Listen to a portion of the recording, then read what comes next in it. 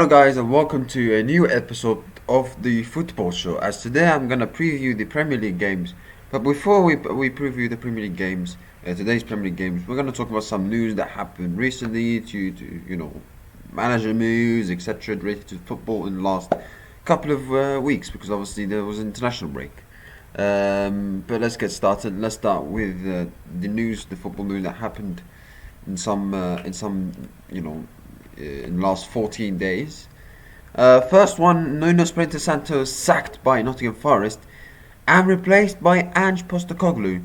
To be honest, Nuno Espirito Santo being sacked is not a surprise, because we all know he's had problems with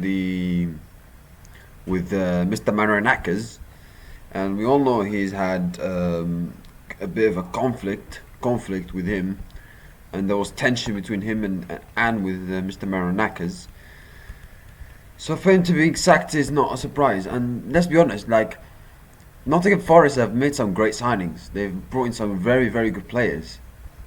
It's not like they had a terrible transfer window, and Nuno was not happy with the strategy. Yeah, he was criticizing the strategy, the transfer strategy of the club.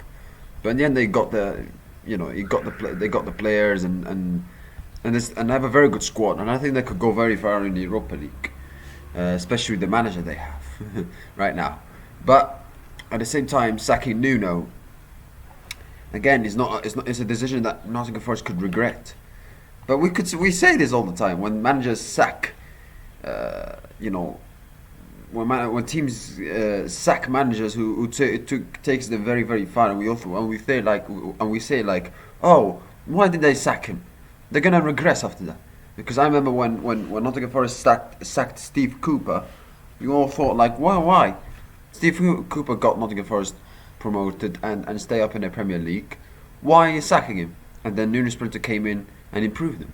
I remember Gary O'Neill sacked by Bournemouth, and they're like, you kept Bournemouth in the Premier League. Why are they sacking him? And they brought in Iraola, who's done a brilliant job and improved Bournemouth a lot. So this kind of sackings can, it can be, it's painful. You like, he's done a great job for the club, but why? So why? But it can be at times, let's say, I won't say blessing in disguise, but it can be an opportunity to improve more. When I say improve more, whether Nottingham Forest can become a top 4 team, they can win trophies, I don't know. Let's see.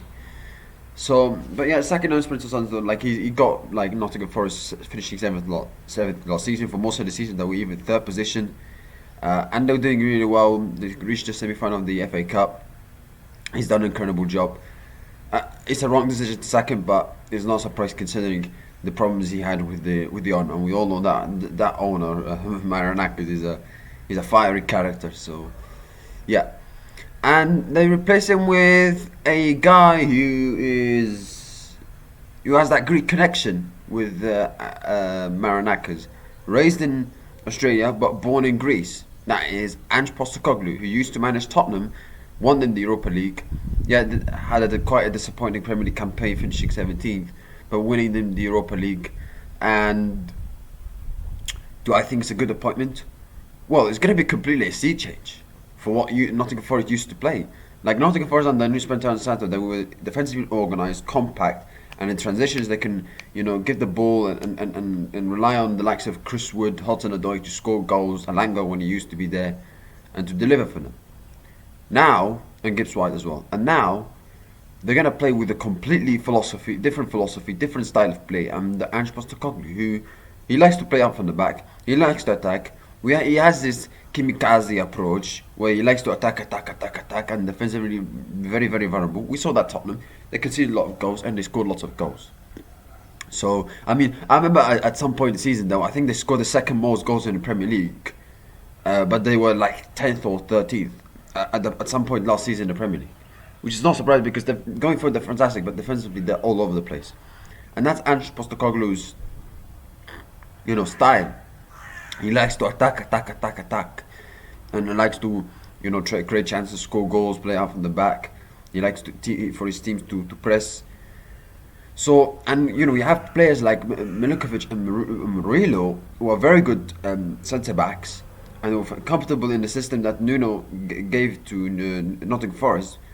But when they're going to play in the system that Ange Postecoglou wants them to play, they're going to be exposed because they're never used to playing out from the back. They're never, used to it.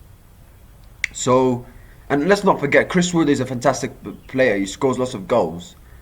But I would be even surprised if Ange Postecoglou doesn't even, he's not even starting 11 for him in a couple of weeks, because he likes players to press, and I don't think Chris Wood is that kind of player that would, press all the time. So it's going to be very interesting. It's going to be fascinating to see. He likes to attack. He likes to, create chances and try to cause problems for teams. So it's going to be very interesting because it's going to completely different philosophy, different sea change to what they were used to under Nuno Espirito Santo. So can he win trophies at Nottingham like he did at Tottenham? Well, he said in the press conference that he's going to have to win in his first year to get the second year at Nottingham Forest. So obviously Ange is always quite funny in press conference, but yeah, is it a good appointment? Yeah, in terms of winning silver, yeah, he used to win, and obviously Nottingham Forest play in Europa League. However, there are some very good teams that I would say better than Nottingham Forest. However, you could also say the same thing before Tottenham won the Europa League last season. We all thought, oh, it's impossible that Tottenham would win the Europa League. They were rubbish in the Premier League. It's impossible, and Ange Postecoglou showed that he can adapt, and he won the competition. Having lots of injuries and putting all eggs in basket in Europe, because in the Premier League Tottenham rubbish. So let's see what's going to happen. It's going to be interesting how this goes out. At Nottingham Forest, and obviously has that connection with the Greek connection with Marinakis, which is the key one why to this decision. So let's see. Tottenham. Levy leaves Tottenham after 25 years as executive chairman at Tottenham. He leaves there. Complete surprise. When I heard this news, I was like, wow, because I didn't expect it. It came after the blue, and I've heard people say that he's done a good job at Tottenham. He's made them profitable. He's made them more commercially fantastic. Listen, Daniel Levy as a businessman is fantastic. He's very good. But as a football man, he's terrible. I'm sorry, he's terrible. He's not good enough. And I think Tottenham could become serious after this. I think, if they bring someone, an owner, someone who cares actually about the club, who cares about football, I think Tottenham might be a serious team and they could actually compete for big trophies in the future. I don't want to jump the bandwagon about Tottenham, but I think, for Tottenham fans, because of, they had to deal with some of the BS from Daniel Levy a couple of years, even though he's done a good job at Tottenham in terms of business. I think it can be it's a good decision. It's great. It's a great. Tottenham fans should be happy, but now they have to get someone who replaces Daniel Levy, who can who knows about football really well, and he's a football man and he knows what he's doing. Otherwise, if you bring someone that is a bit similar to Daniel Levy, who is only cares about business, etc., then what's the point of Daniel Levy leaving? So, but it's a good news for Tottenham fans. It's a good news, but they have to bring someone who's very good. So, yeah, and we all know Daniel Levy sometimes can be a guy that is very difficult to negotiate. I remember years ago where Pep Guardiola was complaining about him, where Manchester City tried to sign Harry Kane, and City, they had some difficulties trying to signing him because Tottenham refused to sell him, and it was difficult to negotiate with Daniel Levy. And I'm not surprised, because that guy is not a football man. I mean, you've seen Mourinho also speak bad about him, saying that, I remember when Tottenham won the Europa League months ago, Mourinho said for Ange, for the players, it's a title. For Daniel Levy, it's a lot of money, Champions League money, so yeah.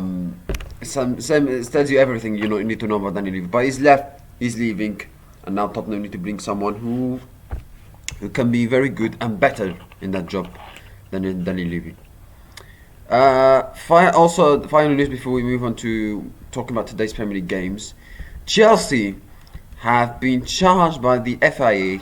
They've been handed 74 charges to agent regulations and third-party investments from 2009 to 2022. This relate primarily to the period under former owner Roman Abramovich, as FIA specified. Chelsea's statement reports they are pleased to confirm that this engagement with the FIA concerning matters that were self-reported by the club is now reaching a conclusion. The club demonstrated unprecedented transparency during this process, including by giving a total access to the club's files and historical data. Well, not only Manchester City are involved in that kind of situation with the 115 charges. Now Chelsea 74 charges from 2009 from 2022. This is a bit difficult because Chelsea, this was during the previous owner. Obviously, Abramovich was a guy who was key to Chelsea's success in the last 20 years, 25 years. But some people found in that Chelsea were a bit shady under him. Maybe there was something wrong, something controversial. And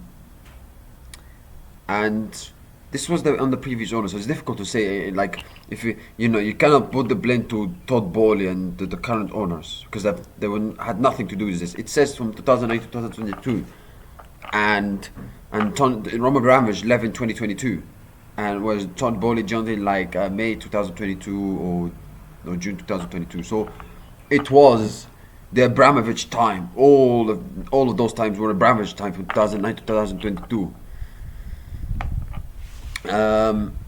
It's difficult because obviously, Chelsea have, reportedly said that they've gained no sporting advantage. Yeah, there was some, secret payments, and there were secret talkings with agents and players secretly, but there was no sporting advantage. I don't know, I've heard also that Chelsea, when they signed Eden Hazard in 2012, Manchester United was trying to sign him, were trying to signing him, but Chelsea had something extra, and that's why they signed him. So, so maybe that refers to illegality, something illegal, I should say. So, yeah, it's very interesting because, Chelsea obviously as a club have been very, very successful and winning lots of trophies in the last 20-25 years. But there's winning and there is cheating, of course. And if Chelsea are guilty and they've done this and they've been charged 74 times and they cheated and they, etc., they should get punished heavily. A bit like City. If City are guilty, they should be punished heavily, and a proper punishment, not a fine or all that kind of stuff. No, a proper punishment, a point deduction, a relegation. Stripping titles, I'm not a fan of it because you give it to the guy who was in second place, but he didn't earn it. So I think stripping titles I'm not a fan of, but I think points deduction, relegation would set a precedent to that. And if Chelsea are guilty, then they should get punished. Same as Manchester City. And that Manchester City case, by the way, has been going on for a long, long time. It's been going for 2.5 years, by the way. But anyway, but let's be honest, FIA are cowards. They're not going to do much. They punished Nottingham Forest very quickly and Everton very quickly before having a small number of charges and giving them points deduction like 4 or 3. Whereas big charges, but big clubs like Chelsea and Manchester City, 74 charges, 115 charges, and they're waiting for City case. The cowards, it seems like they're afraid to punish the big clubs for some reason. But Chelsea should get punished heavily if they're guilty. But let's be honest, FIA are cowards, like I said. They're not going to do much, let's be honest. If they had this so many times to punish City and to figure out whether they're guilty or not, and it's still going on, the case. So you really think that's going to change with the Chelsea case? No, it's going to be the same similar to City case. It's going to be the same. Now let's move on to today's Premier League games.